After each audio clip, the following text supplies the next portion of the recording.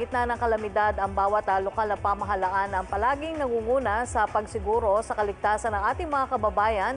Kaugnay dyan, isang risk reduction and coordinator mula sa Marikina ang pinapurihan dahil sa ipinamalas itong kabayanihan noong kasagsagan ng bagyong Ulysses. Narito ang detalye.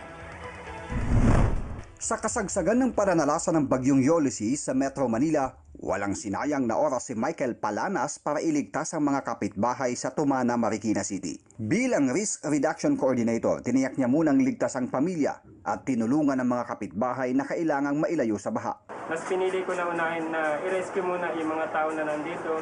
Bagamat nag-blackout, walang kuryente, mga flashlight lang meron kami. Sinubukan talaga namin iligtas yung mga may mga anak na 2 years old, mga bata.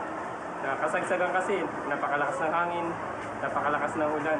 Isa si Michael sa dahilan kaya napuri ni Senador Bongco ang lokal na pamahalaan ng Rizal at Marikina dahil sa kanilang kahandaan at mahusay na koordinasyon. Dahilan kaya mababa ang bilang ng casualty mula sa pananalasa ng sunod-sunod na bagyo. Dahil po yan sa mga LGUs natin, dahil handang-handa yung mga LGUs natin sa panahon ito. Unlike before na nangangapa tayo, ngayon po ay pinaghandaan ng mga LGUs natin yung pagdating ng bagyo, pagdating ng baha. I commend the LGUs po sa kanilang efforts po na maghanda, lalong-lalo na po na ma-evacuate kaagad yung mga kababayan natin. Binigyang diin ng mambabatas ang kahandaan ng mga lokal na pamahalaan sa anumang kalamidad dahil sila ang first responders.